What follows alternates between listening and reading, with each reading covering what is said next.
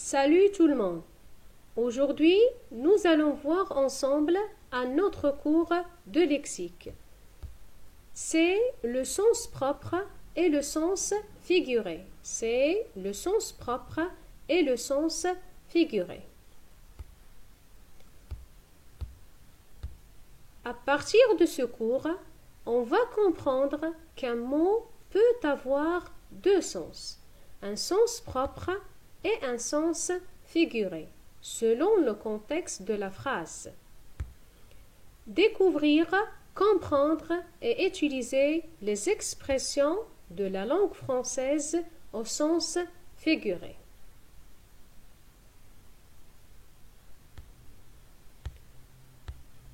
Tout d'abord, je vais vous montrer un exemple.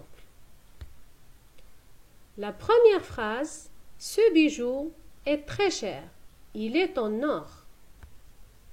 Deuxième phrase, Paul, qui a un cœur d'or, a partagé son goûter avec moi. Paul, qui a un cœur d'or, a partagé son goûter avec moi. Comme vous voyez, mes chers élèves, j'ai utilisé le mot or deux fois, dans la première phrase et dans la deuxième phrase. Donc, pourquoi? C'est ça ce qu'on va découvrir. Un même mot peut avoir plusieurs sens. Ici, on a un bijou en or et un cœur d'or. Les mots qui l'entourent permettent de trouver le sens dans lequel il est employé. Le sens propre, c'est le sens habituel d'un mot, comme dans la première phrase. Ce bijou est très cher. Il est en or. L'or est un métal jaune et précieux. On utilise aussi le sens figuré pour donner au mot un sens différent, c'est-à-dire plus imagé, comme dans la deuxième phrase. Paul, qui a un cœur d'or, a partagé son goûter avec moi. C'est-à-dire que Paul est une personne généreuse et serviable.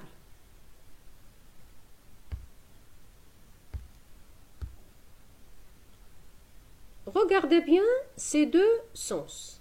On a un cœur d'or, un bijou en or. Le premier est un sens figuré et le deuxième est un sens propre.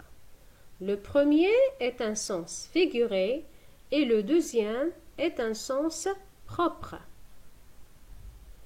Maintenant, il devient clair que dans une phrase, un mot peut être employé au sens propre, c'est-à-dire avec le sens le plus simple et le plus courant. Par exemple, le chat court après la souris. Le chat court après la souris. Au sens figuré, c'est-à-dire dans un sens imagé et utilisé dans un autre contexte. Par exemple, pour utiliser l'ordinateur, il faut savoir manier la souris. Pour utiliser l'ordinateur, il faut savoir manier la souris. Comme vous voyez, la souris a deux sens, un sens propre et un sens figuré. Savez-vous maintenant, mes chers élèves, la différence entre les deux sens? Alors, si vous avez des questions, n'hésitez pas à me les poser. Au revoir mes petits et bon courage.